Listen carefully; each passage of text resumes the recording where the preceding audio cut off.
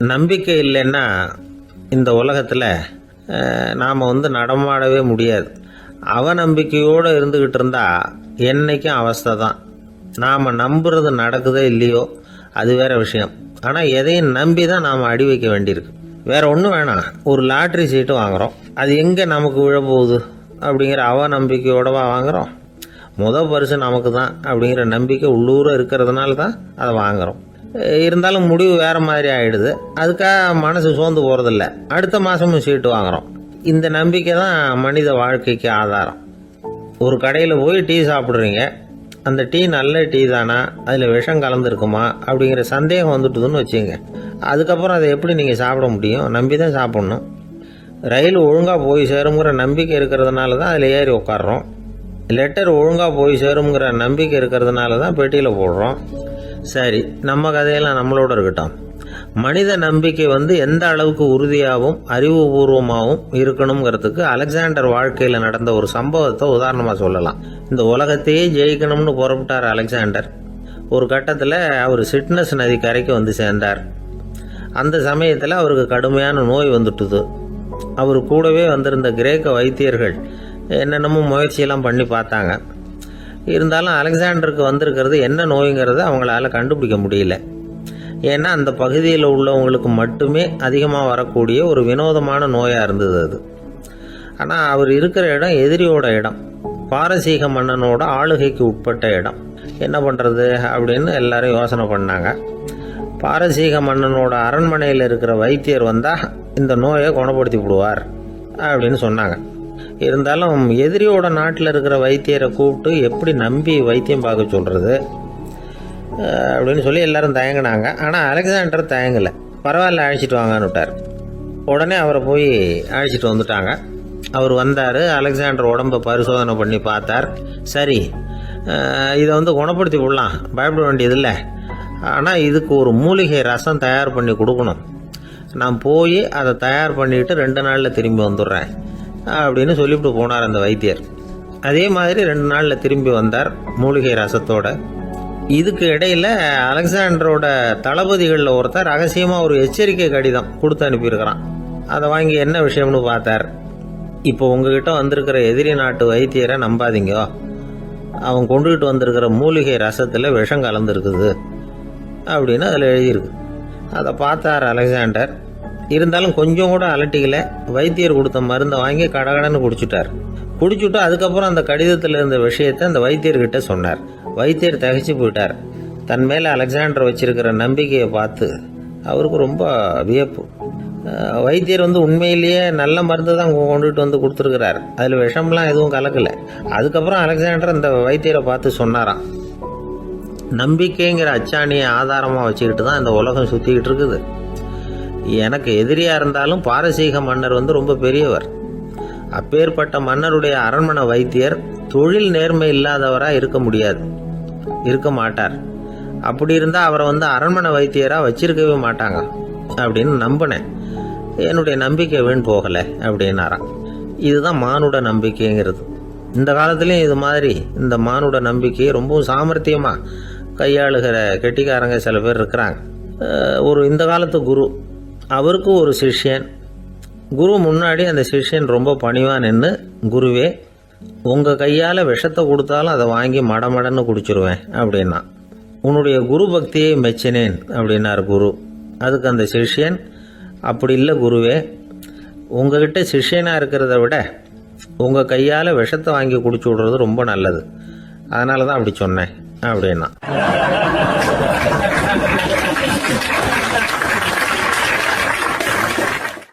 ரொம்ப நாளைக்கு முன்னாடி ஒரு நாள் கோவலன் நாடகம் நடந்தது. எங்கள் மதுரையில் நடந்தது. அதில் ஒரு முக்கியமான கட்டம், கண்ணகி கிட்ட சிலம்பை வாங்கிக்கிட்டு அதை விற்கிறதுக்காக மதுரை நகருக்கு புறப்படுறான் கோவலன். அந்த சமயத்தில் கண்ணகி பாடுற மாதிரி ஒரு நாடக பாடல் நாடக ஆசிரியர் எழுதினது. அது என்ன பாட்டுன்னா, மா பாவியோர் கூடி வாழும் மதுரைக்கு மன்னா போகாதீர் என்று அப்படின்னு ஆரம்பிக்கும் அந்த பாட்டு. இதுதான் அந்த பாட்டு. இதை கண்ணகி மேடையில் பாடின உடனே கூட்டத்தில் சலசலப்பு. நம்ம ஊர்லேயே நமக்கு முன்னாடியே நின்றுக்கிட்டு மா பாவியோர் கூடி வாழும் மதுரை அப்படின்னு சொல்கிறாங்களே, என்ன தைரியம் அப்படின்னு எல்லாம் குழப்பம் பண்ண ஆரம்பிச்சிட்டாங்க. மக்கள் சத்தம் போட ஆரம்பிச்சிட்டாங்க. எதிர்ப்பு குரல் அது பாட்டுக்கு வர வர அதிகமாக போட்டுது. கொண்டுகிட்டு வா அந்த நாடக ஆசிரியரை, எழுதுனது யார் அப்படின்னு ஒரே சத்தம், கூச்சல். வேற வழி இல்லை. மெதுவாக மேடைக்கு வந்தார் அந்த நாடக ஆசிரியர். 4 பக்கத்திலிருந்தும் கேள்வி கணைகள். மக்களை பார்த்து கொஞ்சம் அமைதியாக இருங்கோ அப்படின்னு சொல்லிவிட்டு தன்னுடைய விளக்கத்தை சொல்ல ஆரம்பித்தார் அந்த நாடக ஆசிரியர். மா அப்படின்னு சொன்னால் திருமகளாகிய லட்சுமி அப்படின்னு அர்த்தம். பா அப்படின்னா கலைமகளாகிய சரஸ்வதி. வி அப்படின்னா மலைமகளாகிய பார்வதி. மா பாவியோர் அப்படின்னா திருமகளும் கலைமகளும் மலைமகளும், இவங்க மூவரும் அப்படின்னு அர்த்தம். இந்த 3 பேரும் வாழ்கின்ற மதுரை புனிதம் நிறைந்தது, சகல செல்வங்களும் நிறைஞ்சது.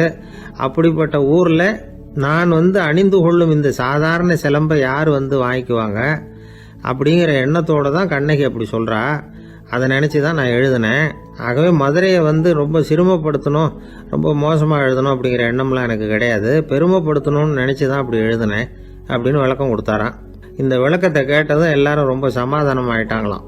இப்படி விளக்கம் கொடுத்த அந்த நாடக ஆசிரியர் யார் தெரியுமா? அவர் தான் தமிழ் நாடக உலகின் முதல் ஆசான் சங்கரதாஸ் சுவாமிகள். அவருக்கு நகைச்சுவை உணர்வும் அதிகம். 1920ஆம் ஆண்டு திருநெல்வேலியில் அவர் தங்கியிருக்கிறார் நாடகம் நடத்துறதுக்காக. அவர் தங்கியிருந்த வீட்டில் கொசு மூட்டை பூச்சி அதிகமாக இருந்திருக்கு. அவரால் தூங்கவே முடியல. அவர் அனுபவித்த தொல்லைகள் ஒரு பாட்டாக உருவாச்சு. வேடிக்கையாக ஒரு பாட்டு எழுதினாராம். மூட்டையும் கொசுவும் ஒரு வீட்டிலே மீட்டிங் போட்டால் முன்னே நிற்க யாரால் முடியும்? கொசு மோகன ராகம் போல சத்தம் போட்டு முன்னே நின்று செய்திடும் யுத்தம். இதை மறுநாள் நாடகத்தில் கோமாளி வேஷம் போட்ட ஒரு சிறுவனை விட்டு பாட வச்சிருக்காரு. எல்லாரும் சிரித்து ரசிச்சாங்களாம். சங்கரதாஸ் சுவாமிகள் கல்யாணமே பண்ணிக்கல, துறவி மாதிரியே வாழ்ந்திருக்கார். தமிழ் நாடக கலைக்கு தன்னையே அர்ப்பணம் பண்ணிட்டவர் அவர். 1922 நவம்பர் மாதத்தில் ஒரு நாள் புதுச்சேரியில் அவர் வாழ்க்கை முடிஞ்சுது. அப்போ அவருக்கு வயசு 55. சங்கரதாஸ் சுவாமிகள் நாடக ஆசிரியர் மட்டும் இல்லை, மேடை நாடக இயக்குனர், தயாரிப்பாளர். அவரே ஒரு சிறந்த நடிகர். ஒரு தடவை சாவித்திரி நாடகத்தில் இவர் யமதர்மனா வேஷம் போட்டு நடிச்சிருக்கிறார். நாடகம் பார்த்துக்கிட்டு இருந்த கருவுற்ற ஒரு பெண்மணிக்கு பயத்தினால அங்கேயே குழந்தை பிறந்துட்டு தான். அந்த நிகழ்ச்சிக்கு அப்புறம் இவர் இந்த வேஷம் போடுறப்போலாம் ஜனங்களுக்கு முன்கூட்டியே எச்சரிக்கை கொடுக்க ஆரம்பிச்சிருவாராம். அதாவது அப்படி யாராவது பயப்படுறவங்க இருந்தால் கொஞ்சம் கண்ணை மூடுவீங்க அல்லது எழுந்திரிச்சு போடுங்கன்னு. நடிப்புன்னா அப்படிலாம் இருக்கணும். இந்த காலத்தில் நடிகர் ஒருத்தர் சொன்னார், சார் நான் இந்த நாடகத்தில் நடிக்கிறப்போ முகத்தில் நவரசங்களையும் காட்டி நடித்தேன், உணர்ச்சிகளை எல்லாம் நல்லா காட்டி நடித்தேன். அப்படி இருந்தும் ஜனங்கள் கல் எடுத்து மேடையில் வீசிவிட்டாங்க சார் அப்படின்னார். நாடகத்தில் உங்களுக்கு என்ன வேஷம் அப்படின்னு கேட்டாங்க. அது செத்து கிடக்கிற பணமாக நடித்தேன் சார் அப்படின்னார்.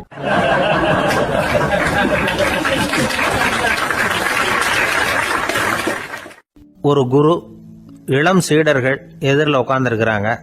குரு பாடம் நடத்திக்கிட்டு இருக்கிறார்.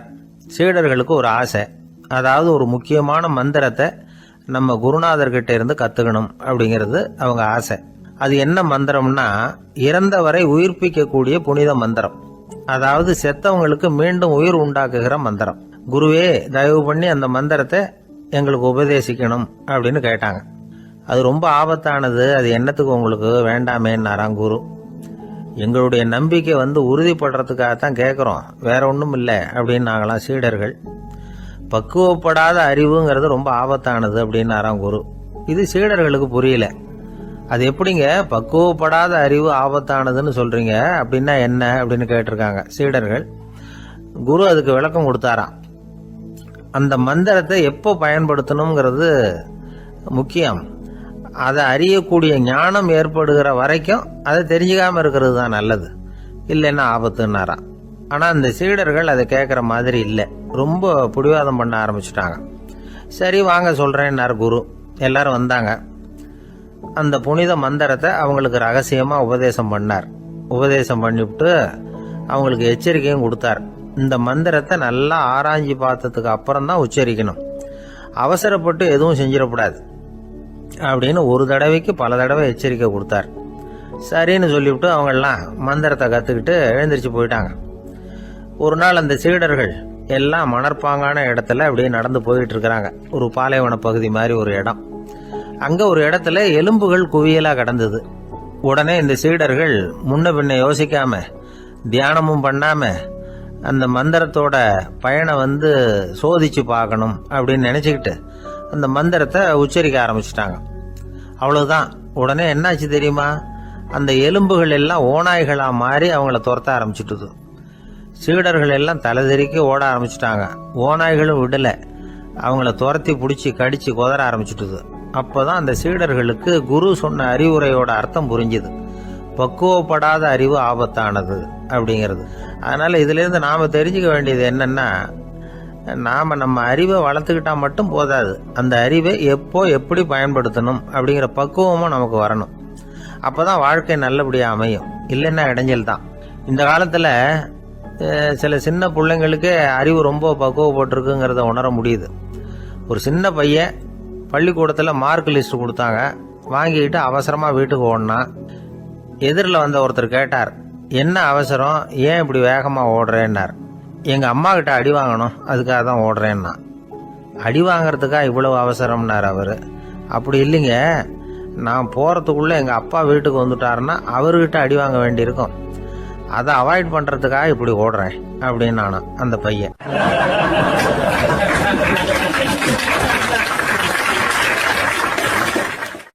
விவசாயிகள் அவங்க விவசாயம் முன்னேறி இருக்கிற அளவுக்கு விவசாயிகளுடைய வாழ்க்கை தரம் முன்னேறல.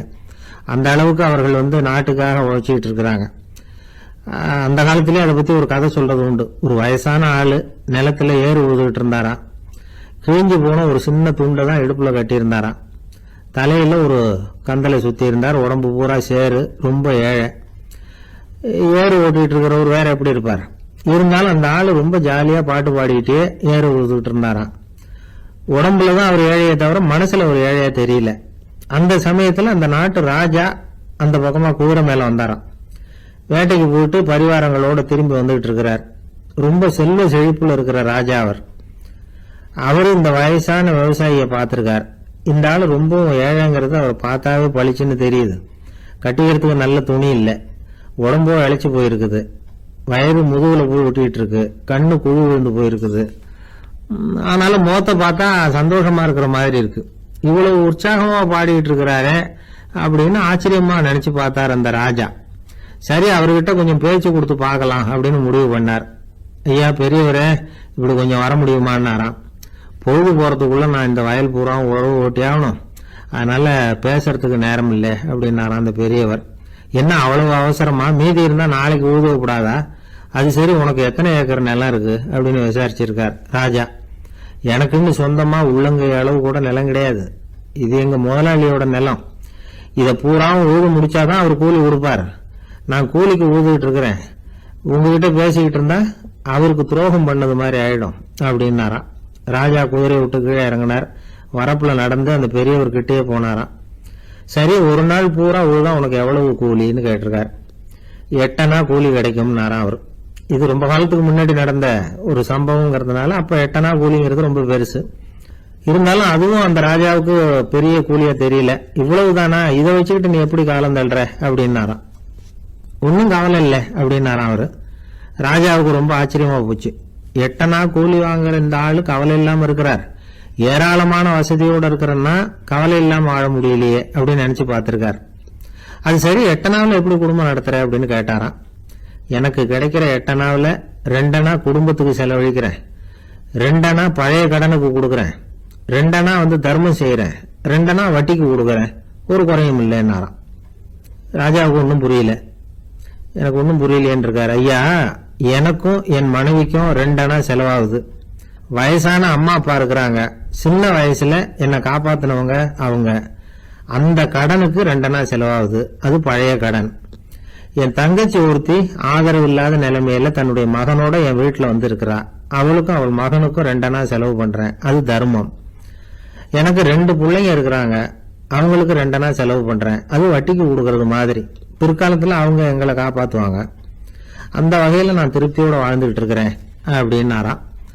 ராஜாவுக்கு அர்த்தம் புரிய ஆரம்பிச்சுதான். அந்த பெரிய நிலத்தை விலை கொடுத்து வாங்கி அந்த பெரியவருக்கே தானமா கொடுத்துட்டாராம். இப்போ ஊழவருக்கே நிலம் சொந்தமாயிட்டுது. அன்னையிலிருந்து அரசனுக்கும் ஆறுதல் கிடைச்சுதான். இப்படி ஒரு கதை சொல்லுவாங்க. 8 அணா வருமானத்தை வச்சுக்கிட்டு எப்படி காலத்தை தள்ளுறதுன்னு சொல்றதுக்காக இந்த கதையை சொல்றதாக யாரும் தப்பா நினைச்சுக்க கூடாது. கிடைக்கிறத எப்படி பங்கு போடுறார், எப்படி திருப்தியா வாழறார் அப்படிங்கிறது தான் முக்கியம். அது மாதிரி இன்றைக்கு இந்த பொங்கல் திருநாளில் உழவர்கள் மனசு மகிழ்ச்சியா இருந்ததுன்னா அது எல்லாரும் மகிழ்ச்சியா இருக்கிறது மாதிரி அர்த்தம். அதனால அவர்கள்ட்ட இருந்து நாம பாடம் கத்துக்கணும். சில உழவர்கள் தங்கள் நிலத்துல விளையறத தாங்கள் சாப்பிட மாட்டாங்க, அடுத்தவங்கள்ட்ட வித்துட்டு சந்தையில போய் வேற அரிசி வாங்கிட்டு வந்து தான் இவங்க சாப்பிடுவாங்க. அப்படிப்பட்ட விவசாயிகள்லாம் இது உண்டு. பங்கிடுகிற பண்பை உழவர்கள்ட்ட இருந்து கற்றுக்கொள்ளுங்கள் அப்படிம்பாங்க.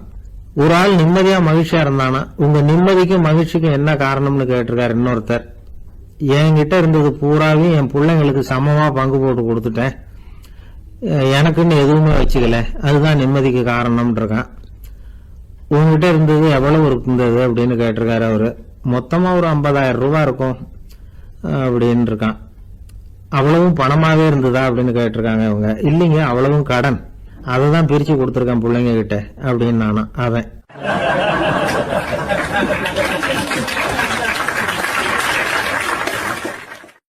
ஒரு ஜென் துறவி, அவருக்கு ரொம்ப வயசாயிட்டுது, கடைசி காலம். நண்பர்களெல்லாம் கூப்பிட்டார். நண்பர்களே, நான் வித்தியாசமான முறையில் சாகணும்னு ஆசைப்படுறேன், அதுக்கு ஏதாவது யோசனை சொல்லுங்களேன் அப்படின்னு கேட்டாராம். நண்பர்கள் சிரிச்சாங்க. என்ன பேச்சு பேசுறீங்க, சாவறதுங்கிறது என்ன விளையாட்டுத்தனமான காரியமா அப்படின்னு கேட்டிருக்காங்க. அந்த துறவி கொஞ்ச நேரம் யோசனை பண்ணார். அப்புறம் கேட்டாராம், இது வரைக்கும் யாராவது நடந்துக்கிட்டே இறந்துருக்குறாங்களா அப்படின்னாராம். எல்லாரும் இல்லைன்னாங்களாம். ஒருத்தர் மட்டும் சொல்லியிருக்கார், அப்படியும் ஒருத்தர் இறந்துருக்கிறதாக ஒரு கதையில் படிச்சிருக்கிறேன், ஒரு ஞானியால் தான் அப்படியெல்லாம் செய்ய முடியும் அப்படின்னு அவர் சொன்னாராம். சரி, அப்படின்னா அந்த முறை நமக்கு வேணாம், நின்றுக்கிட்டே யாராவது உயிரை விட்டுருக்காங்களா அப்படின்னு விசாரிச்சாராம். அப்படியும் ஒருத்தர் இறந்துருக்கிறார் அப்படின்னாங்களாம். மறுபடியும் அந்த துறவி யோசனை பண்ணியிருக்கிறார். ஏதாவது வித்தியாசமான முறையில் நாம் போகணும் அப்படிங்கிறது அவருடைய விருப்பம். மனிதன் எப்படி வாழ்கிறானோ அப்படி இறப்பது தான் நல்லது. சரி, யாராவது தலைகீழாக யோகம் செய்யும் நிலையில் இறந்துருக்கிறாங்களா அப்படின்னு விசாரிச்சாராம். நண்பர்கள் சிரித்தாங்க. தலைகீழாக நின்னபடி இறந்ததாக நாங்கள் கேள்விப்பட்டதே இல்லை, அது முடியாத காரியம் அப்படின்னு இருக்காங்க. இப்போ அந்த துறவிக்கு திடீர்னு உற்சாகம் வந்துட்டுது. உடனே எழுந்திரிச்சார், தலைகீழாக நின்னார், அப்படியே உயிரை விட்டுட்டார். அவ்வளவுதான். அந்த மடாலயத்தில் ஒரே குழப்பம், எப்படி அவரை கீழே இறக்கி படுக்க வைக்கிறது அப்படின்னு புரியல. இப்படி உயிர் விடுறதை பற்றி அவங்க இதுவரைக்கும் கேள்விப்பட்டதும் இல்லை. உண்மையிலேயே இவர் இறந்து தான் போனாராங்கிறதும் தெரியல. சோதிச்சு பார்த்தாங்க, இதய துடிப்பு, நாடி துடிப்பு எல்லாம் நின்று போயிருந்தது. இவர் எப்பவும் இப்படித்தான், என்ன பண்ணுறது இப்போ அப்படின்னு சொல்லி எல்லாரும் குழம்பிக்கிட்டு இருக்கிற சமயத்தில் ஒரு பெரியவர் யோசனை சொன்னார். இந்த துறவியோட மூத்த சகோதரி பக்கத்து மடாலயத்தில் இருக்கிறாங்க, அவங்கள இங்கே அழைச்சிட்டு வந்தால் ஏதாவது வழி கிடைக்கும் அப்படின்னார். அந்த அம்மாவுக்கு 90 வயசு. அழைச்சிட்டு வந்தாங்க. ஒரு குச்சியை ஊன்றிக்கிட்டு அப்படியே மெதுவாக நடந்து வந்தாங்க. தம்பி, தலைகீழாக நின்று உயிர் விட்டு இறக்கிறத பார்த்தாங்க. தம்பின்னு கூப்பிட்டு பார்த்தாங்க, ஒன்றும் காணோம். உடனே என்ன பண்ணாங்க, தன்னுடைய கைத்தடியால் தம்பியோட உடலை ஒரு தட்டு தட்டினாங்க. ஏப்பா, சாகிறப்பவும் உன்னுடைய குறும்புத்தனத்தை விடலையா, இப்படியாடா சாகிறது, ஒழுங்கா செத்து தொலை அப்படின்னாங்களாம். அவ்வளவுதான். உடனே அந்த துறவி திரும்பி நேராக நின்னார். அக்கா, கோவப்படாத, நான் ஒழுங்காக சாகிறேன், எப்படி செத்தா என்ன, எல்லாம் எனக்கு ஒன்று தான் அப்படின்னு சொல்லிவிட்டு அப்படியே தரையில் படுத்து உயிரை விட்டாராம். அதுக்கப்புறம் அந்த அம்மா கோலை கையில் எடுத்துக்கிட்டு அப்படியே திரும்பி கூட பார்க்காம அவங்க பாட்டுக்கு போயிட்டாங்களாம். மரணத்தை ஒரு விளையாட்டாக ஆக்கிய அந்த துறவிக்கு வாழ்க்கையே ஒரு விளையாட்டாக தான் இருந்திருக்குது. எந்த நோக்கமும் இல்லாமல் செயல்படுறதுன்னா என்னங்கிறதும் அவருக்கு தெரிஞ்சிருக்குது. பயனை எதிர்பார்க்காம பணி செய்து வாழ்ந்து மறைந்த மகான் அவர். தம்முடைய தொழிலை விளையாட்டு போல செய்ய தெரிஞ்சவருக்கு வாழ்க்கையே ஒரு விளையாட்டாக மாறிடும். எல்லாமே விளையாட்டாகி விடுகிற போது மரணமும் விளையாட்டாகிவிடும் அப்படிங்கிறது தான் அந்த தத்துவம். ஆனால் அதுக்கு முன்னாடி உங்களுக்குள்ளே இருக்கிற உண்மையான நடிகனை நீங்கள் அடையாளம் கண்டுபிடிக்கணும். நீங்கள் நடிக்க வேண்டியதே இல்லை, நீங்கள் ஏற்கனவே நடிச்சுக்கிட்டு தான் இருக்கிறீங்க. நீங்கள் இந்த உண்மையை தெரிஞ்சுக்கணும், அவ்வளவுதான். இதுதான் ஞானிகளுடைய கருத்து. வாழ்க்கையை சரியாக புரிஞ்சுக்கிட்டா எல்லாமே நடிப்புங்கிறது புரியும்.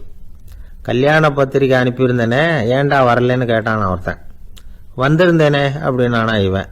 டேய், ஏன்டா போய் சொல்கிற, நான் பத்திரிக்கையே உனக்கு அனுப்பலையே அப்படின்ட்டுருக்கான் அவன். அதுக்கு இவன் சொன்னானா, பத்திரிக்கை அனுப்புனேன்னு நீ போய் சொல்கிறப்போ கல்யாணத்துக்கு வந்தேன்னு நான் போய் சொல்லக்கூடாதா அப்படின்னானா.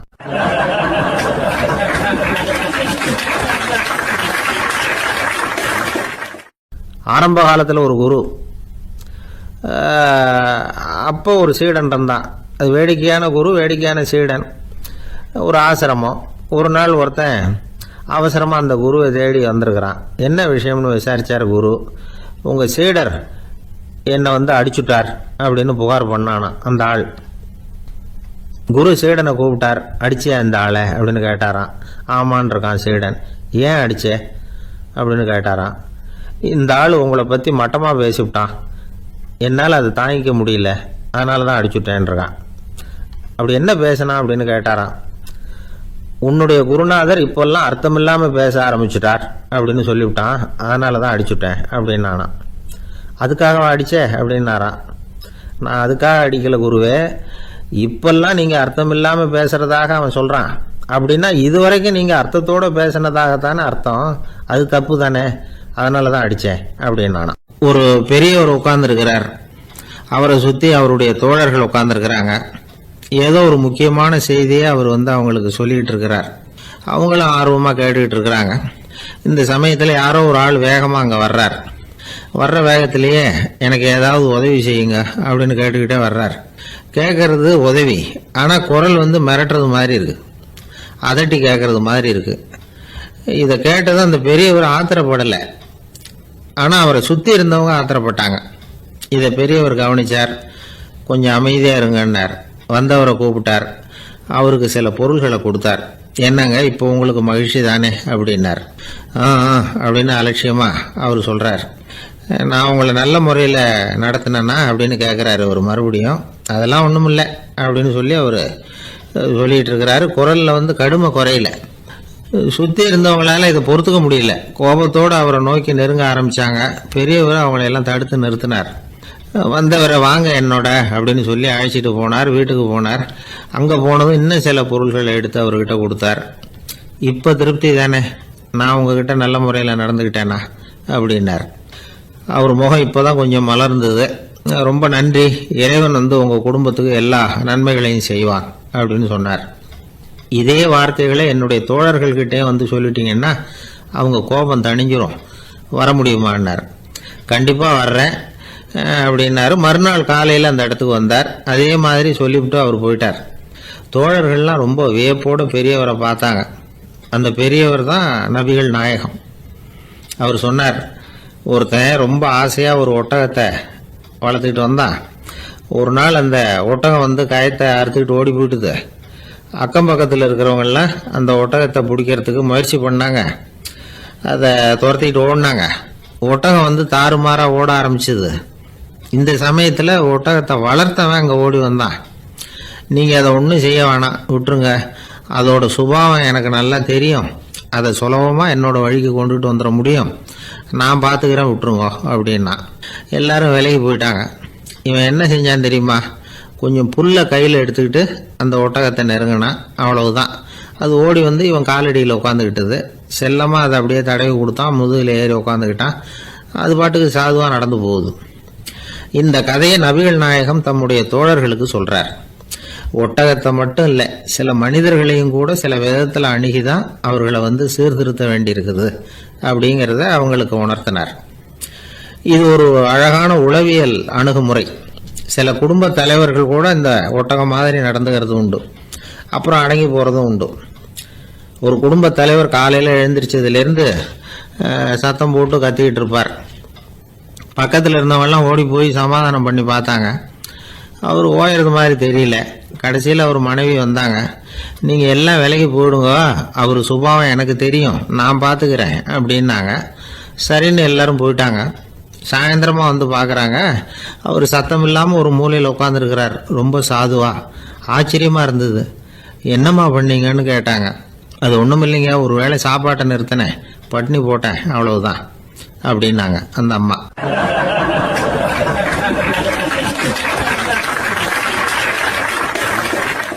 அளவுக்கு மிஞ்சினால் அமிர்தமும் நஞ்சு அப்படின்னு சொல்லுவாங்க. அது உண்மைதான். ஒருத்தருக்கு அளவுக்கு மீறிய புகழ் வந்துட்டுதுன்னு வச்சுக்கோங்க, அது கூட ஆபத்தா போயிடுறது உண்டு. பழங்காலத்துல எல்லாம் கிரேக்க தேசத்துல ஒரு பழக்கம் உண்டாம். அதாவது யாராவது ஒருத்தரை நாடு கடத்தணும்னா அதுக்கு ஒரு வழி உண்டு. அதாவது ஒருத்தரை நாடு கடத்தணும்னு மக்கள் விரும்புறாங்கன்னு வச்சுங்களேன், அவர் பேரை ஒரு மண்பாண்ட ஓட்டுச்சில்லில் எழுதி அதை ஒரு குறிப்பிட்ட பொது இடத்துல போட்டுற வேண்டியது, அவ்வளவுதான். இது மாதிரி பல பேர் போட்டுக்கிட்டே இருப்பாங்க, எல்லாம் அப்படியே குவிஞ்சு போயிடும். அந்த ஓட்டாஞ்சில்லு குவியலில் யாருடைய பேர் அதிகமாக இருக்குதோ அந்த நபரை ஒரு 10 ஆண்டுகள் நாடு கடத்தி விடுவாங்க. இது அந்த ஊர் வழக்கமாக. ஒரு நாள் அந்த குவியலுக்கு பக்கத்தில் ஒரு ஆள் நின்றுகிட்டு இருக்கிறான். அவன் கையில் ஒரு ஓட்டாஞ்சில்லு வச்சிருக்கிறான். அதில் யாரோட பேரையோ எழுதணும், எழுதி அந்த இடத்துல போடணுங்கிறது அவன் ஆசை. ஆனால் அவன் படிக்காதவன், அதனால் எழுத தெரியல. யாராவது அந்த வழியாக வர்றாங்களான்னு பார்த்துக்கிட்டே நின்றுக்கிட்டு இருந்தான். ஒரு பெரியவர் வந்துக்கிட்டு இருந்தார். அவர்கிட்ட ஓடினான். கையில் இருந்த மண்பாண்ட சில்லை கொடுத்தான். ஐயா, இதில் ஒரு பேர் எழுதி கொடுங்களேன்னா அந்த பெரியவர் அதை வாங்கி கையில் வச்சுக்கிட்டு என்ன பேர் எழுதணும் சொல்லு அப்படின்னா இவன் சொன்னான், அரிஸ்டைடிஸ் அப்படின்னு எழுதுங்க அப்படின்னா. இதை கேட்டதும் அந்த பெரியவருக்கு அதிர்ச்சி. ஏன்னா அவர் தான் அரிஸ்டைடிஸ், தத்துவ மேதை அரிஸ்டைடிஸ் அவர். இருந்தாலும் நான் தான் அதுங்கிறத காட்டிக்காம அந்த ஆளுகிட்ட கேட்டார். அது சரிப்பா, அரிஸ்டைடிஸ்ங்கிற பேரை எழுத சொல்ற, அவர் உனக்கு என்ன கெடுதல் பண்ணார், அவர் பேரை இதில் எழுத சொல்றியே அப்படின்னு கேட்டிருக்கார். அதுக்கு இவன் சொன்னானா, அவர் எனக்கு எந்த கெடுதலும் பண்ணல, அவரை நான் பார்த்தது கூட இல்லை அப்படின்னு இருக்கான். அப்புறம் எதுக்காக அவரை நாடு கடத்தணும்னு நீ ஆசைப்படுற அப்படின்னு கேட்டிருக்கார். இப்போ அந்த ஆள் சொல்கிறான், அரிஸ்டைடஸை பற்றி எல்லாரும் பேசுகிறாங்க, அவர் ரொம்ப நல்லவர், அவர் ஒரு பெரிய அறிவாளிங்கிறாங்க, அவர் ஒரு பெரிய வள்ளல் பேரறிஞர், இப்படி எல்லாரும் சொல்கிறத கேட்டு கேட்டு எனக்கு ரொம்ப அழுத்து போயிட்டுது, அதனால தான் வெறுப்பாயிட்டேன் அப்படின்னு நானும். இதிலேருந்து என்ன தெரியுது, நாம் நல்லவனாக இருக்கிறதுல ஒன்றும் இடைஞ்சல் இல்லை.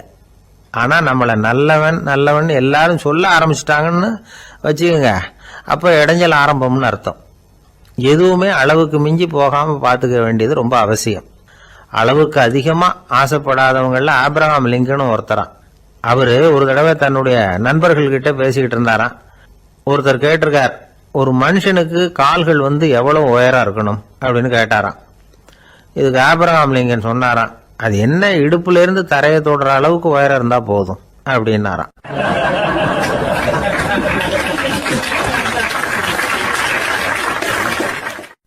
ஒரு ஊர்ல ஒரு ராஜா இருந்தார்.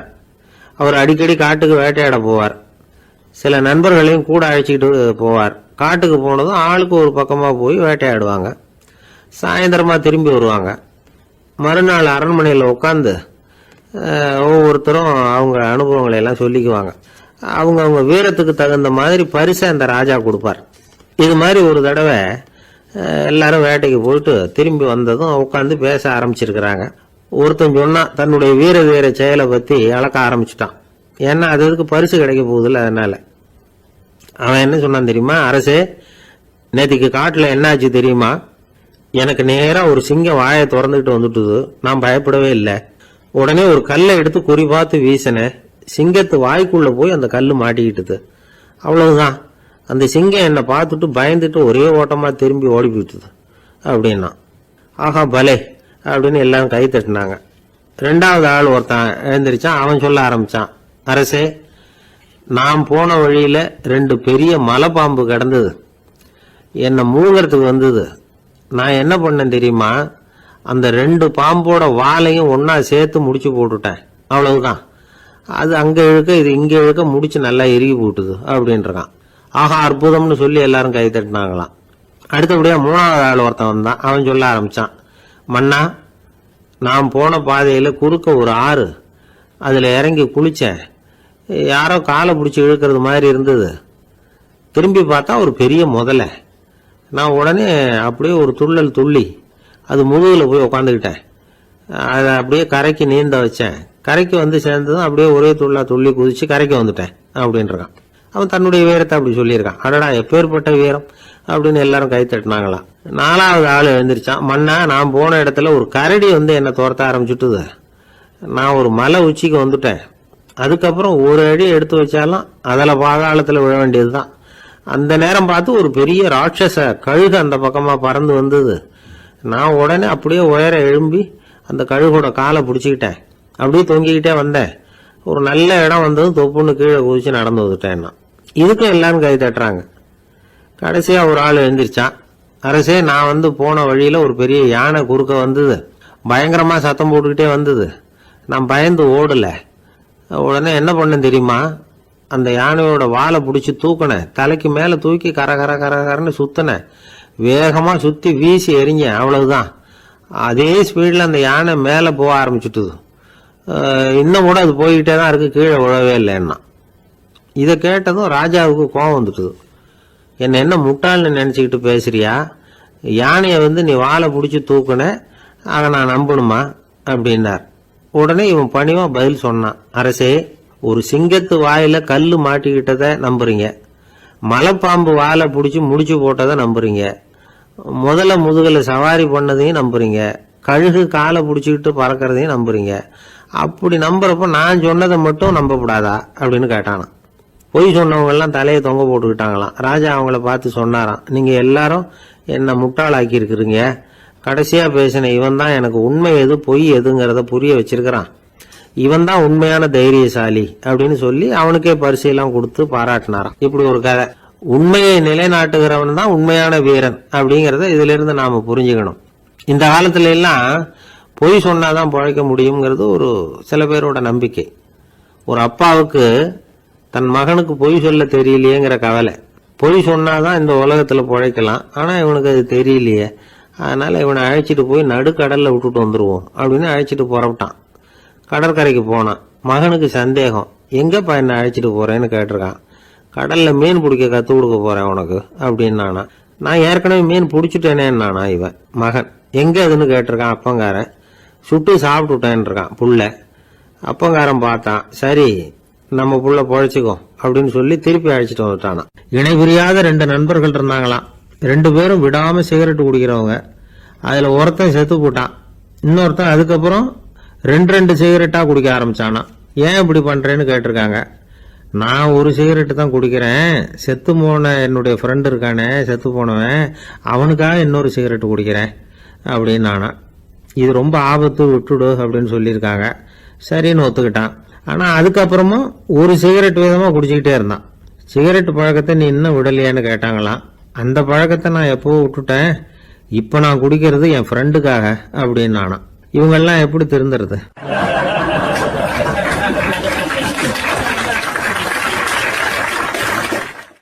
ஒரே ஒரு ஊர்ல ஒரு ராஜா இருந்தார். அவர் பேர்ல மக்களுக்கு ரொம்ப மரியாதை. அவ்வளவு நல்லா ஆட்சி புரிஞ்சுக்கிட்டு வந்தார்.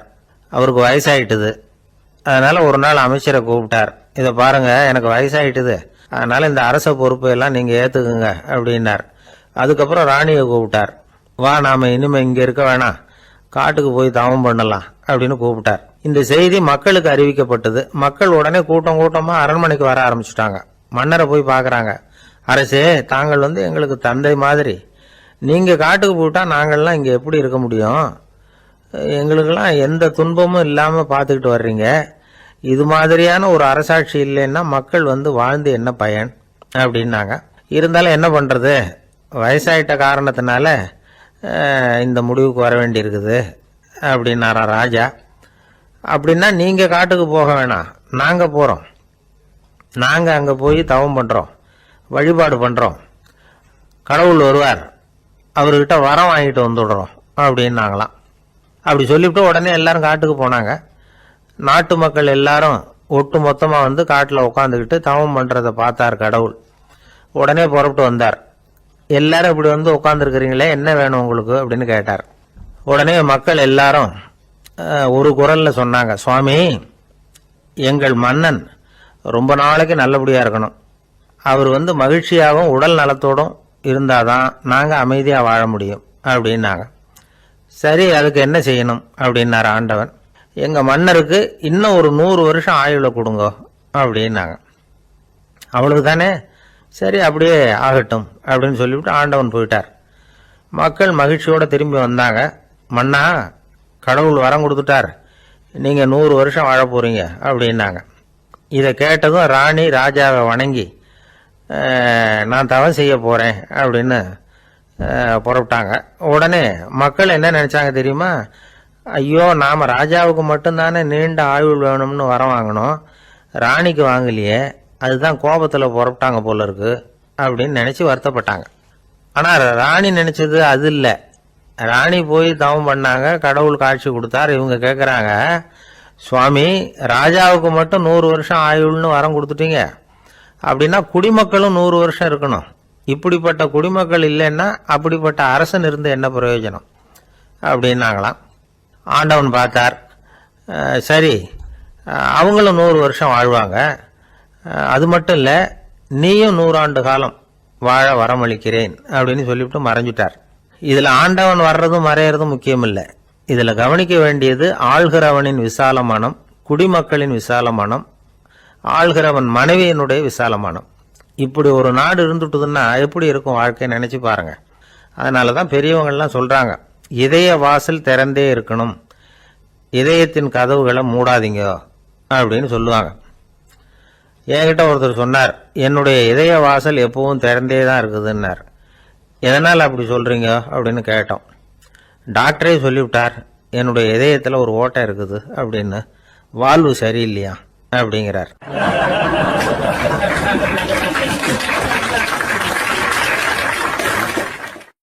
கத்தியை தீட்டாதே புத்தியை தீட்டு அப்படின்னு ஒரு பெரியவர் புத்தி சொன்னார். அதை கேட்ட ஒரு இளைஞன், அது எப்படி பெரியவரை புத்தியை தீட்டுறது? கத்தியை தீட்டுன்னு சொன்னால் ஒரு கருங்கல்லில் கத்தியை தேய்க்கலாம், புத்தியை தீட்டுன்னு சொன்னால் எப்படி தலையை கொண்டுட்டு போய் தரையில் தேய்ச்சிக்கிட்டு இருக்க முடியுமா அப்படின்னா. அந்த பெரியவர் உடனே புரிஞ்சுக்கிட்டார், இந்த இளைஞனுக்கு புத்தி கூர்மை கம்மி அப்படிங்கிறத புரிஞ்சுக்கிட்டார். அது சரி, அறிவுக்கும் புத்திசாலித்தனத்துக்கும் என்ன வித்தியாசம்? இது ஒரு முக்கியமான கேள்வி. அறிவுன்னா என்ன, புத்திசாலித்தனம்னா என்ன? இதே கேள்வியை சாக்ரட்டிஸ் கிட்ட அவருடைய சீடன் ஒருத்தன் கேட்டானான். ஐயா, அறிவுக்கும் புத்திசாலித்தனத்துக்கும் என்னங்க வித்தியாசம் அப்படின்னு கேட்டிருக்கான். சாக்ரட்டிஸ் நிமிர்ந்து பார்த்துருக்கிறார் அந்த சீடனை. அதுக்கப்புறம் சொன்னாராம், நான் சொல்கிறேன் உன்னுடைய கேள்விக்கு பதில், ஆனால் அதுக்கு முன்னாடி நீ ஒரு காரியம் பண்ணணும்னாரான். என்னங்க செய்யணும் சொல்லுங்கன்றிருக்கான். அதோ பாரு, ஒரு பெரியவர் உட்காந்துருக்கிறாரு, அவர்கிட்ட போ, இங்கேருந்து பக்கத்தில் இருக்கிற அந்த கிராமத்துக்கு போய் சேர எவ்வளவு நேரம் ஆகும் அப்படின்னு கேட்டுட்டு வா அப்படி சொன்னார் சாக்ரட்டிஸ். சரின்னு சொல்லிவிட்டு இவன் போனான். அந்த பெரியவர் முன்னாடி போய் நின்னான். ஏங்க பெரியவரை, இங்கேருந்து அதோ தெரியுத அந்த கிராமத்துக்கு போய் சேர்றதுக்கு எவ்வளவு நேரம் ஆகும் அப்படின்னு கேட்டான். பெரியவர் நிமிர்ந்து பார்த்தார், ஆனால் பதில் எதுவும் சொல்லலை. இவன் மறுபடியும் ஒரு தடவை அதே கேள்வியை அவர்கிட்ட கேட்டான். என்னங்க, நான் கேட்குறது உங்கள் காதில் விழுதா, அந்த கிராமத்துக்கு போய் சேர்றதுக்கு எவ்வளோ நேரம் ஆகும் அப்படின்னு சொல்லி மறுபடியும் கேட்டான். அப்பவும் அவர் பதில் சொல்லலை. உடனே அவன் மனசுக்குள்ளே முடிவு பண்ணிக்கிட்டான், சரி பெரியவர் ஒரு மாதிரியாக தெரிகிறார், புத்தி சுவாதீனம் சரியில்லாத ஒரு மாதிரி தெரியுது அப்படின்னு நினச்சிக்கிட்டே வந்த வழியிலே திரும்பி வந்துட்டான். கொஞ்சம் தூரம் நடந்திருப்பான். இப்போ அந்த பெரியவர் மறுபடியும் கூப்பிட்டார், இளைஞனே இப்படி வாடினார். இவனுக்கு ஒன்றும் புரியல. மறுபடியும் திரும்பி நடந்தான். அவர் முன்னாடி போய் நின்னான். பெரியவர் சொன்னார், தம்பி, இங்கேருந்து அந்த கிராமத்துக்கு போய் சேர்றதுக்கு 5 நிமிஷம் ஆகும் அப்படின்னார். இப்போ அந்த இளைஞன் அந்த முதியவரை ஒரு மாதிரியாக பார்க்க ஆரம்பித்தான். அதுக்கப்புறம் கொஞ்சம் யோசித்தான். பிறகு அவர்கிட்டே கேட்டுட்டான், ஏங்க பெரியவரை, இதே பதிலை அப்போவே என்கிட்ட சொல்லியிருக்கலாமே, என்னை திரும்பி போன்னு சொல்லிவிட்டு பாதி தூரம் போனதுக்கப்புறம் மறுபடியும் கூப்பிட்டு அதுக்கப்புறம் இப்படி சொல்கிறீங்களே, இது நியாயமா அப்படின்னா. பெரியவர் சிரித்தார். அதுக்கப்புறம் சொன்னார், ஏன்பா நீ எவ்வளவு வேகமாக நடக்கிறேங்கிறத பார்க்காம நீ கிராமத்துக்கு போய் சேர வேண்டிய நேரத்தை எப்படி என்னால் சொல்ல முடியும்? அதனால தான் உன்னை கொஞ்சம் தூரம் நடக்க விட்டு உன்னுடைய நடையின் வேகம், அந்த கிராமம் இருக்கிற தூரம் ரெண்டையும் கணக்கு போட்டு அதுக்கப்புறம் நேரத்தை சொன்னேன்னார். சீடன் வந்து தலை குனிந்தான். அப்படியே திரும்பி வந்து சாக்ரட்டிஸ் முன்னாடி நின்னான். சாக்ரட்டிஸ் இப்போ சொல்கிறார், தம்பி, அதுக்கு பேர் தான் புத்திசாலித்தனம். இந்த அறிவு கூர்மை வந்து எல்லா இளைஞர்களுக்கும் வரணும் அப்படிங்கிறதுக்காகத்தான் கத்தியை தீட்டாத புத்தியை தீட்டு அப்படின்னு பெரியவங்கள்லாம் சொல்லிகிட்டு இருக்கிறாங்க. புத்தியை தீட்டுறவங்கெல்லாம் வாழ்க்கையில் அறிவாளி ஆகிறாங்க, தீட்டாதவங்க கோமாளி ஆகிறாங்க. இதுதான் இன்றைக்கி நடக்கிறது. அதனால் அறிவு கூர்மைங்கிறது வேற. இந்த காலத்து ஆசாமி ஒருத்தர் இன்னொருத்தரை பார்த்து கேட்டார், ஏங்க ஒரு விமானம் இங்கேருந்து புறப்பட்டு 2 மணி நேரத்தில் மதுரைக்கு போய் சேருது. நல்லா கவனிங்க, ஒரு விமானம் இங்கேருந்து புறப்பட்டு 2 மணி நேரத்தில் மதுரைக்கு போய் சேருது அப்படின்னா என்னோடய வயசு என்னன்னு கேட்டார். இவர் கேட்குறதுல ஏதாவது அர்த்தம் இருக்கா? அதாவது இங்கேருந்து புறப்பட்டு 2 மணி நேரம் ஆகுது மதுரைக்கு போகிறதுக்கு. அப்படின்னா என் வயசு என்னன்னு கேட்குறாரே. இதை கேட்ட உடனே அவர் பதில் சொன்னார். அப்படின்னா உங்களோட வயசு 20 அப்படின்னார். எப்படிங்க அவ்வளவு கரெக்டாக சொன்னீங்க அப்படின்னு கேட்டார். வேற ஒன்றும் இல்லை, எங்கள் பக்கத்து வீட்டில் ஒரு முழு பைத்தியம் இருக்குது, அதோட வயசு 40. அப்படின்னா உன் வயசு 20 தான் இருக்கணும் அப்படின்னார். அரை பைத்தியம்னு முடிவு பண்ணிக்கிட்டார். அதனால் வாழ்க்கையில் அறிவு கூர்மைங்கிறது ரொம்ப அவசியம். அந்த புத்திசாலித்தனம் இருக்கிறவங்க வாழ்க்கையில் வெற்றி பெறுவது நிச்சயம். வாழ்க்கையில் ரொம்பவும் அடிபட்டு அல்லல் போட்டுக்கிட்டு இருக்கிற ஒருத்தர் வந்தார். மனசு ரொம்பவும் நொந்து போய் பேசினார். இந்த உலகத்தில் மனுஷனாக பிறந்ததை விட மாடாக பிறந்திருக்கலாம் சார் அப்படின்னார். திடீர்னு வந்து என்கிட்ட இப்படி சொன்னால் அதுக்கு நான் என்னங்க பண்ண முடியும் அப்படின்னேன். உங்ககிட்ட வரணும்னு தோணுச்சு, அதனால் வந்தேன் அப்படின்னார். சரிங்க, இப்படி ஒரு யோசனை வந்ததுக்கு என்ன காரணம் அப்படின்னு சொல்லி அவர்கிட்ட கேட்டேன். அதுக்கு அவர் சொன்னார், என் பையனுக்கு வேலை தேடுறேன் கிடைக்கல, பொண்ணுக்கு மாப்பிள்ளை தேடுறேன் கிடைக்கல, வீடு கட்டுறதுக்கு கடன் கேட்குறேன் கிடைக்கல. மாடாக பிறந்திருந்தா இது மாதிரி கவலையெல்லாம் கிடையாதுல்ல, பேசாமல் வைக்கோலை தின்னுக்கிட்டு அசை போட்டுக்கிட்டே கடந்து விடலாமே அப்படின்னார் அலட்சியமாக. அதுக்கப்புறம் தான் அவர் சொன்ன கருத்தை நானும் கொஞ்சம் அசை போட ஆரம்பித்தேன் மனசுக்குள்ளே. இப்போது இயற்கையை பொறுத்த வரைக்கும் அது நாம் எல்லாரும் மகிழ்ச்சியாக வாழணும் அப்படின்னு தான் விரும்புது. விலங்குகள், பறவைகள், தாவரங்கள், அப்புறம் மற்ற உயிரினங்கள் எல்லாமும் நல்லபடியாக இருக்கணும் அப்படிங்கிறது தான் இயற்கையோட விருப்பம். அதில் ஒன்றும் சந்தேகம் இல்லை. இயற்கையோட அமைப்பை கொஞ்சம் கவனித்து பார்த்தா அதை நாம் நல்லா புரிஞ்சுக்கலாம். இருந்தாலும் இந்த ஆள் சொன்னதை கேட்ட பிறகு தான் ஒரு முக்கியமான வேறுபாடு புரிஞ்சுது. அதாவது இந்த உலகத்தில் உள்ள முக்கியமான பிரச்சனைகள் 6. அந்த 6 பிரச்சனைகளும் ஆடு மாடுகளுக்கு கிடையாது, மரம் செடி கொடிகளுக்கு கிடையாது. ஆனால் மனுஷன் அந்த 6 பிரச்சனைகளையும் சந்திக்க வேண்டியிருக்கு. சரி, அந்த 6 பிரச்சனைகள் என்னென்ன தெரியுமா? முதல்ல இந்த ஆடு மாடுலாம் நமக்குன்னு சொந்தமாக ஒரு வீடு இல்லையே அப்படின்னு கவலைப்பட்டுக்கிட்டு இருக்கிறதில்ல. ஆனால் மனிதனுக்கு வீடு தேவைப்படுது. இது ஒரு வித்தியாசம். இப்போ 2வது பிரச்சனை என்னென்னா ஆடை பிரச்சனை. ஒரு கோழியோ சேவலோ நாம் போட்டுக்கிறதுக்கு ஒரு சட்டை இல்லையே அப்படின்னு கவலைப்படுறதில்ல. ஆனால் மனுஷனுக்கு அந்த கவலை உண்டு. சரி, இப்போ 3வது என்னன்னு பார்த்தா கல்வி பிரச்சனை. ஒரு பசுமாடு கவலையோடு நின்றுக்கிட்டு இருக்கு அப்படின்னு வச்சுக்குவோம். நீங்கள் அதுக்கிட்ட போய் ஏன் பசுமாடை கவலையோடு நின்றுக்கிட்டு இருக்கிற அப்படின்னு கேட்குறீங்க. என் கண்ணுக்குட்டிக்கு எல்கேஜியில் இடம் கிடைக்கல, டொனேஷன் கொடுக்கறதுக்கு கையில் பணமும் கிடையாது, சிபாரிசுக்கு யாரை பிடிக்கிறதுன்னு தெரியல, இப்படியா சொல்லிகிட்டு இருக்கோம். அதுக்கு அந்த கவலையெல்லாம் கிடையாது. ஆனால் மனிதனுக்கு அந்த கவலை உண்டு. 4வது என்னன்னு பார்த்தீங்கன்னா வேலை வாய்ப்பு பிரச்சனை. வேலை கிடைக்கலையே அப்படின்னு வேப்ப மரம் கவலைப்படுறதில்ல, ஆனால் மனுஷன் கவலைப்படுறான். 5வது என்னன்னு பார்த்தா கல்யாண பிரச்சனை. எருமை மாடு பசு மாடு எல்லாம் பொண்ணுக்கு மாப்பிள்ளை தேடிட்டாலே இது பேப்பரில் மணமகன் தேவை அப்படின்னு விளம்பரமாக கொடுக்குது, அதெல்லாம் கிடையாது. 6வது என்னன்னு பார்த்தீங்கன்னா பணம் சம்பந்தமான பிரச்சனை. ஆடு மாடுலாம் பணத்தை சேமிக்கணும்னோ ஏதாவது நிதி நிறுவனத்தில் முதலீடு பண்ணணும்னோ நினச்சிக்கிட்டு இருக்கிறதில்ல. பணத்தை எப்படி காப்பாற்றுறது அப்படிங்கிற கவலையும் அதுகளுக்கு கிடையாது. குதிரை வந்து குளம்போடு பிறகுது, அதனால் அது காடு மேடெல்லாம் கவலை இல்லாமல் தெரியலாம். ஆடு வந்து உடம்பில் ரோமத்தோடு பிறகுது, அதனால் அது குளிரை பற்றி கவலைப்பட வேண்டிய அவசியம் இல்லை. ஆனால் மனுஷனை பார்த்திங்கன்னா அவன் தான் ஒன்றும் இல்லாமல் பிறக்கிறான். ஏன் இந்த பாகுபாடு அப்படின்னு கேட்டால் இதை பற்றி கொஞ்சம் சிந்திச்சு பார்க்கணும். அதாவது இந்த சந்தேகத்தை ஒரு பெரியவர்கிட்டையும் கேட்டேன். அவர் சொன்னார் இதுக்கு பதில். அவர் இதே கேள்வியை இயற்கை கிட்ட கேட்டாராம். இயற்கை பதில் சொல்லிச்சான். வேற யாருக்கும் கொடுக்காத ஒரு வலுவான கருவியை, ஒரு பவர்ஃபுல் வெப்பன் மனுஷனுக்கு கொடுத்துருக்கிறேன்னு, அந்த கருவியை உபயோகப்படுத்தி அந்த 6 பிரச்சனை மட்டும் இல்லை 6 கோடி பிரச்சனைகள் இருந்தாலும் அதையெல்லாம் சமாளிக்கலாம். அது கருவி என்ன தெரியுமா? அதுதான் 6வது அறிவு. அதை உபயோகப்படுத்தினா காலுக்கு செருப்பு தயார் பண்ணிக்கலாம், குளிருக்கு போர்வை தயார் பண்ணிக்கலாம், என்ன வேணும்னாலும் செய்யலாம் அப்படின்னு இயற்கை பதில் சொல்லிச்சான். அதனால் நாம் செய்ய வேண்டியது என்னென்னா இயற்கையை முதல்ல சரியாக புரிஞ்சுக்கணும். இயற்கையின் படைப்பையே நாம் சரியாக புரிஞ்சுக்கிறது இல்லையா, அதுதான் வேதனை. இந்த கதையை கேளுங்க. இப்போ நகரத்திலேருந்து ஒரு ஆள் கிராமத்துக்கு வந்தான். அங்கே ஒரு சிறுவன் மாடு மேய்ச்சிக்கிட்டு இருந்தான். நகரத்து ஆள் சொன்ன எவ்வளவு அழகான பசு. அது சரி, இதுக்கெல்லாம் ஏன் கொம்பு இல்லைன்னா? இதுக்கு அந்த பையன் பதில் சொன்னான். பசுமாட்டுக்கு கொம்பு இல்லாததுக்கு பல காரணங்கள் உண்டு. கண்ணுக்குட்டியாக இருந்தால் கொம்பு இருக்காது. பசு வளர்ந்து பெருசானதுக்கு அப்புறம் தான் கொம்பு முளைக்கும், இது ஒரு காரணம். சில சமயம் வளர்கிற கொம்பு எடுத்து விடுறது உண்டு, அது ஒரு காரணம். ஆனால் இதுக்கு ஏன் கொம்பு இல்லைன்னு கேட்குறீங்க? அதுக்கு என்ன காரணம்னா, இது பசு இல்லை, குதிரை அப்படின்னானா.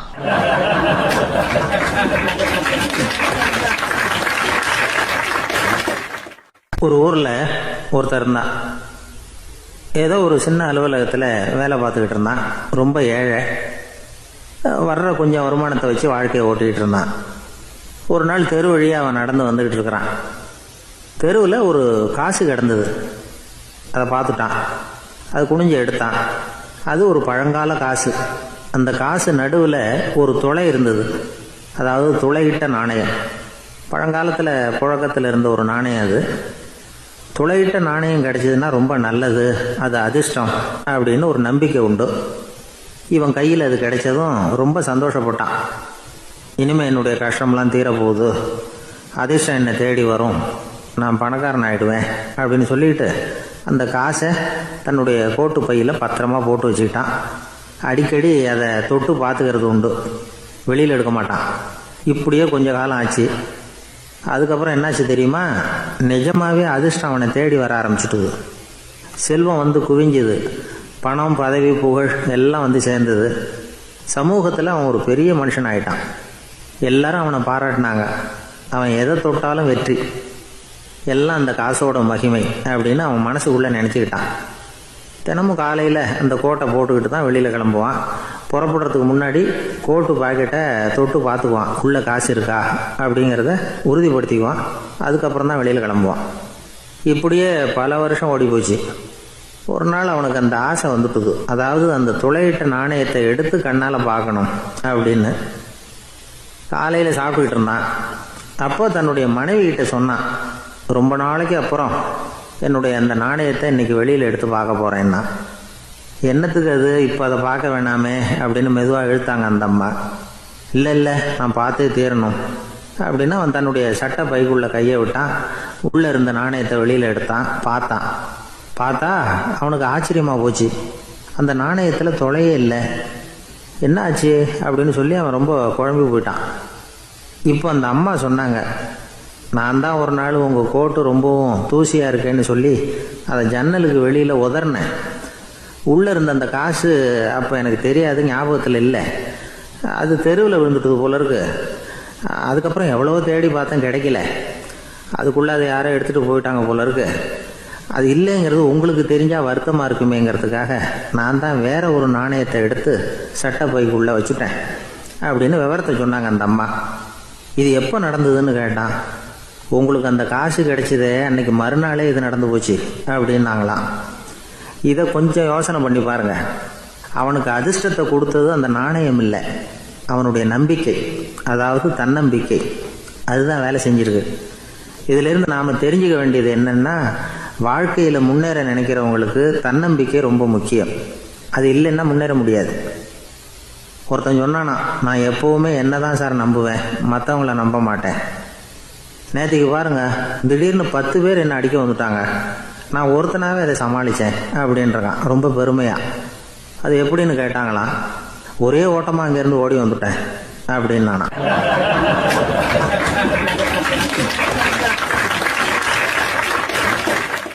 ஒரு பள்ளிக்கூடம் வகுப்பு நடந்துக்கிட்டு இருக்கு. ஆசிரியர் பாடம் நடத்திக்கிட்டு இருக்கிறார். நடத்தி முடித்த உடனே கேட்டார், மாணவர்களே, இதுவரைக்கும் நான் நடத்தின பாடத்தில் உங்களுக்கு ஏதாவது சந்தேகம் இருக்கா அப்படின்னு கேட்டார். அப்புறம் ஒவ்வொருத்தராக கேட்டார். ஒரு மாணவன் எழுந்திருச்சான். சார், எனக்கு சந்தேகம் எதுவுமே இல்லைன்னா. ஏன்னு கேட்டார். ஏன்னா எனக்கு நீங்கள் நடத்தின பாடம் தெளிவாக புரிஞ்சுட்டுது, அதனால் சந்தேகம் வரலன்னா. இன்னொரு மாணவன் எழுந்திருச்சான். சார், எனக்கும் சந்தேகம் எதுவும் இல்லைன்னா. ஏண்டான்னு கேட்டார். ஏன்னா எனக்கு நீங்கள் நடத்தின பாடம் எதுவுமே புரியல, அதனால் சந்தேகம் வரல அப்படின்னா. இந்த இடத்துல நாம் கொஞ்சம் சிந்திச்சு பார்க்கணும். இந்த உலகத்தில் எல்லாம் புரிஞ்ச ஒருத்தனுக்கும் சந்தேகம் வராது, எதுவுமே புரியாத ஒருத்தனுக்கும் சந்தேகம் வராது. அறகுறையாக புரிஞ்சுக்கிட்டவன் இருக்கான் பாருங்க, அவனுக்கு தான் அடிக்கடி சந்தேகம் வரும். ஆக மாணவர்களை இந்த 3 வகையாக பிரிக்கலாம். அதே மாதிரி தான் மனிதர்களையும் 3 வகையாக பிரிக்கிறாங்க ஆன்மீகவாதிகள். ஒரு ஆன்மீக பெரியவர் என்ன சொல்றார் தெரியுமா? இந்த உலகத்தில் 3 வகையான மனிதர்கள் இருக்கிறாங்களாம். முதல் வகை எப்படி தெரியுமா? இவங்களுக்கு எதையும் தெரிஞ்சுக்கணுங்கிற அவசியமே கிடையாது. ஏன்னா அவங்களுக்கு எல்லாமும் தெரியும். இவங்க ஞானத்தின் முழு வடிவாக இருக்கிற காரணத்தினால அவங்களுக்கு எந்த சந்தேகமும் இல்லை, எந்த கேள்விகளும் கிடையாது. இந்த நிலையில் இருக்கிறவன் கிருஷ்ணன். எல்லாத்துக்கும் விட தெரிஞ்சுக்கிட்ட நிலையில் அவன் விடையாக மாறிவிட்டான் அப்படின்னு சொல்லுவாங்க. 2வது நிலையில் இருக்கிறவன் அர்ஜுனன். இவனுக்கு எப்போ பார்த்தாலும் கேள்விதான், சந்தேகம்தான். பதில் சொல்ல சொல்ல அவனுக்கு இருக்கிற சந்தேகமும் அதிகமாகிக்கிட்டே இருக்கும், குறையவே குறையாது. அர்ஜுனன் மாதிரி உள்ளவங்க எப்பவும் கேள்வி கேட்டுக்கிட்டே இருப்பாங்க. ஒரு கேள்விக்கு விட கிடைச்சுட்டுன்னு வைங்க, உடனே இன்னொரு கேள்வி அவங்க கிட்ட இருந்து வரும். கிருஷ்ணனுடைய நிலை எப்படின்னா அது கேள்விகளே அற்ற ஒரு நிலை. அர்ஜுனனுடைய நிலை எப்படின்னா அது கேள்விகளை தவிர வேறு எதுவும் அற்ற ஒரு நிலை. இவங்களை தவிர இன்னொரு ஆள் இருக்கிறான், அவனுக்கும் கேள்விகள் அற்ற ஒரு நிலை தான். அவன் யாருன்னா துரியோதனன். இவனுக்கு தெரிஞ்சுக்கணுங்கிற எண்ணமே சுத்தமாக கிடையாது. ஆவலே இல்லைங்கிறதுனால அதை புரிஞ்சுக்கணுங்கிற அவசியமும் இல்லை. அதனால் அவனுக்கு கேள்விகள் அற்ற ஒரு நிலையில் அவன் இருந்துகிட்டு இருக்கிறான். எல்லா பதிலும் தெரிந்து கொண்ட நிலையில் கிருஷ்ணனும் கேள்விகள் அற்ற நிலையில் இருக்கிறான். தெரிஞ்சுக்கணுங்கிற ஆவலே இல்லாத துரியோதனனும் கேள்விகள் அற்ற நிலையிலே இருக்கிறான். இப்படியும் இல்லாமல் அப்படியும் இல்லாமல் 2ம் கெட்டான நிலையில் இருக்கிறானே, அவன் தான் அர்ஜுனன். அதனால் பெரியவங்கள்லாம் என்ன சொல்கிறாங்கன்னா, இந்த உலகத்தில் அர்ஜுனன்களாக இருக்கிறவங்க ஒன்று துரியோதனனா மாறிடணும், இல்லைன்னா கிருஷ்ணனா மாறிடணும். இதை தவிர வேற வாய்ப்பு இல்லை. துரியோதனன் மாதிரி உள்ளது விலங்கு நிலை, கிருஷ்ணன் மாதிரி உள்ளது தெய்வ நிலை. அர்ஜுனன் விலங்காவும் ஆக முடியல, தெய்வமாகவும் ஆக முடியல. இப்படி 2ம் கெட்டானா இருக்கிற வரைக்கும் இந்த கேள்விகளும் பிரச்சனைகளும் இருந்துகிட்டே தான் இருக்கும். இதுதான் பெரியவர்கள் சொல்லுகிற அனுபவ உண்மை. ஒரு ஆசிரியர் ரொம்பவும் விரிவாக விளக்கமாக பாடம் நடத்தின பிறகு, மாணவர்களே ஏதாவது சந்தேகம் இருந்தால் கேளுங்கன்னாராம். ஒரு மாணவன் எழுந்திரிச்சான். சார், எனக்கு ஒரு சந்தேகம்னா. என்னன்னு கேட்டார். இது வரைக்கும் என்ன பாடம் சார் நடத்துனீங்க அப்படின்னா அந்த பையன்.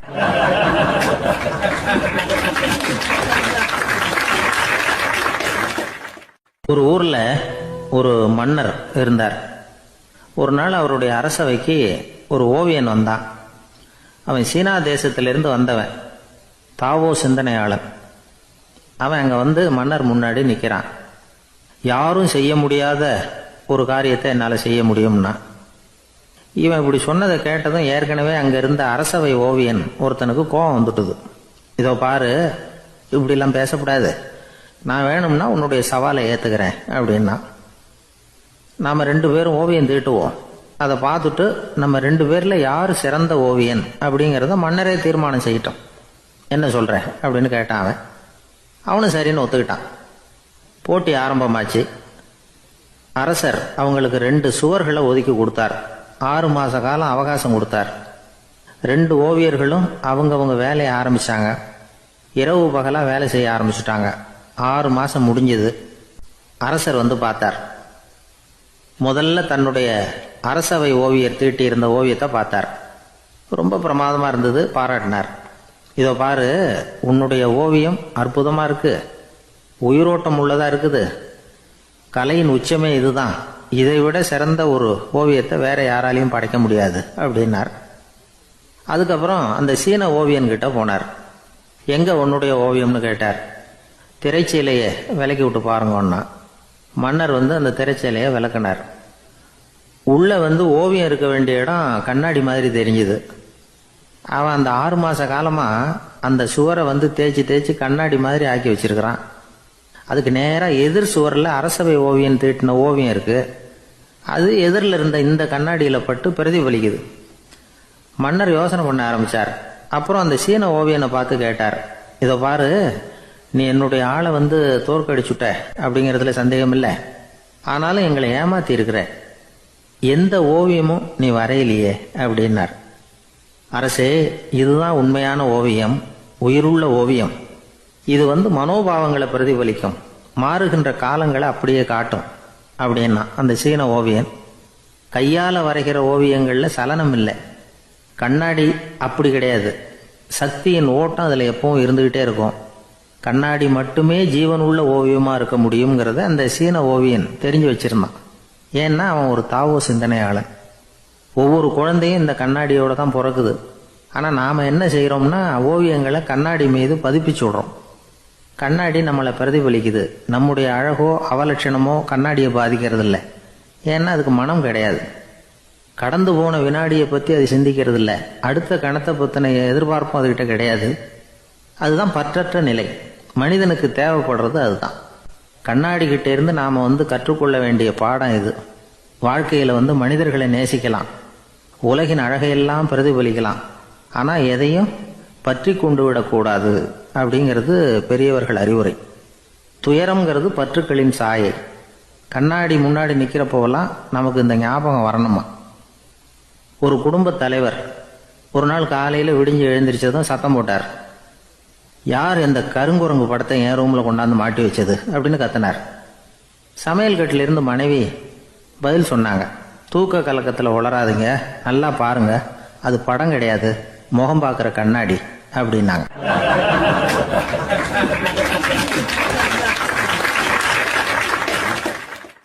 தானத்தில் சிறந்தது எது அப்படின்னு ஒரு கேள்வியை கேட்டு தானத்தில் சிறந்தது நிதானம் அப்படின்னு அதுக்கு ஒரு பதிலும் சொல்கிறவங்க உண்டு. நிதானம் ரொம்ப அவசியம். அதுவும் இன்றைய உலகத்துக்கு ரொம்ப அவசியம். இன்றைக்கி உலகம் ரொம்ப பரபரப்பாக போய்கிட்டு இருக்குது. பொறுமையாக இருக்கணும்னு நினைக்கிறவங்களால கூட அப்படி இருக்க முடியறதில்ல. பொறுமையை சோதிக்கிறது மாதிரி பல சம்பவங்கள். அதையெல்லாம் சந்திச்சே தீர வேண்டியிருக்குது. எங்கே போனாலும் க்யூவில் நிற்க வேண்டியிருக்குது. எங்கே போனாலும் காத்துக்கிட்டு இருக்க வேண்டியிருக்கு. ஆஃபீஸ்லேயோ வீட்லேயோ கூட நீங்கள் நிதானமாக பொறுமையாக நடந்துக்க தெரியலன்னா உங்களுக்கு சிடுமூஞ்சி, முசுடு இப்படிலாம் பேர் வச்சுருவாங்க. அது உங்களுக்கு தேவையா? சரி, வாழ்க்கையில் பொறுமைசாலின்னு பேர் வாங்கிறதுக்கு என்ன வழி?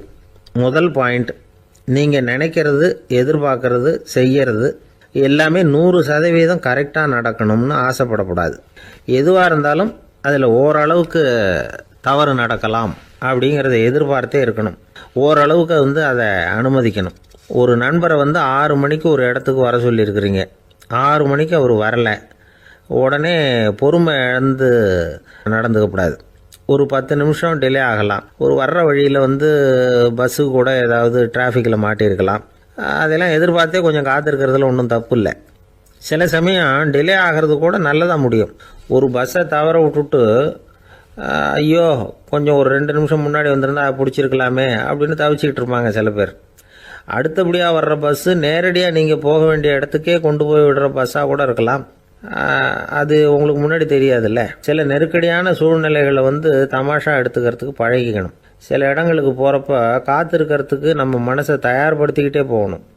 ஒரு ரயிலுக்கோ பஸ்ஸுக்கோ அல்லது விமானத்துக்கோ கப்பல் பிரயாணத்துக்கோ போகிறப்போ அங்கே போய் நீங்கள் மணிக்கணக்கில் கூட காத்துக்கிட்டு தான் இருக்கணும். புறப்படுற நேரம் கூட மாறலாம்.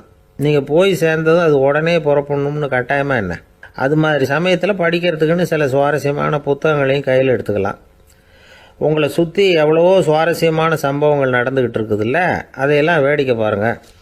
எதுக்காக காத்துக்கிட்டு இருக்கிறோமோ அந்த காரியத்தில் உண்மையாகவே நமக்கு ஒரு அக்கறை இருந்தால் நமக்கு போர் அடிக்காது. சில கோயில்களில் பார்த்துருப்பீங்க, தரிசனத்துக்காக பக்தர்கள் நாள் கணக்கில் காத்துக்கிட்டு இருப்பாங்க. அவங்களெலாம் அழுத்துக்கிறது இல்லை. ஆண்டவனை தரிசிக்கணுங்கிற உண்மையான அக்கறை இருக்கிறதுனால அவங்களுக்கு போர் அடிக்கிறது இல்லை.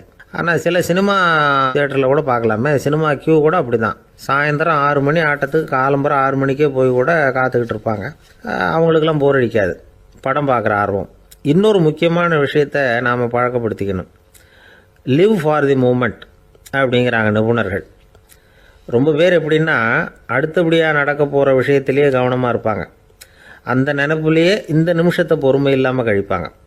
ஒருத்தர் இருக்கார், அவர் எப்படின்னா ஆஃபீஸ் முடியறதுக்குள்ளேயே சார் 5 மணிக்கெல்லாம் ரெடியாக இருங்க, நாம் அந்த ஹோட்டலில் போய் டிஃபன் சாப்பிட்ணும் அப்படின்னு 4 மணிலேருந்து சொல்லிகிட்டு இருப்பார். 4:55 பரபரப்பாக ஓடி வருவார். 2 பேரும் புறப்படுவோம், ஹோட்டலுக்கு போவோம், சாப்பிட்டுக்கிட்டு இருப்போம். அப்படி சாப்பிட்டுட்டு இருக்கிறப்ப சார் சாப்பிட்டு முடித்ததும் நேராக ஒரு ஜவுளி கடைக்கு போகிறோம் அப்படிம்பார். பரபரக்க சாப்பிட்டு முடிப்பார், புறப்படுவார். ஜவுளி கடையில் அவசரமாக சீக்கிரம் பில் போடுங்க சார், சினிமாவுக்கு நேரம் ஆகிடும்பார். சினிமா தியேட்டரில் உட்காந்து அடுத்தபடியாக எங்கே டின்னர் சாப்பிட்றதுன்னு யோசனை பண்ணிகிட்டு இருப்பார். ராத்திரி படுக்கையில் விழுந்ததுக்கு அப்புறமும் நாளைக்கு காலையில் எழுந்திரிச்சதும் அதை பண்ணணும் இதை பண்ணணும்னு திட்டம் போட்டுக்கிட்டே இருப்பார். அதாவது எப்போவும் அடுத்த நிமிஷம், அடுத்த நாள், அடுத்த வாரம், அடுத்த வருஷம், இதுதான் அவங்க சிந்தனை. இந்த நிமிஷம் என்ஜாய்மெண்ட்டை அவங்க இழந்துடுறாங்களாம். அதனால தான் வாழ்நாள் பூரா பொறுமையின்மை, அவஸ்தை, அல்லல். அதனால் நாம் எல்லாரும் வாழ்க்கையில் நிதானமாக இருக்கிறதுக்கு கற்றுக்கணுமா. அதுக்காக இந்த நிதானத்துக்கு வேறு விதமான அர்த்தம் பண்ணிக்கக்கூடாது. ஒருத்தர் அப்படித்தான் ஒரு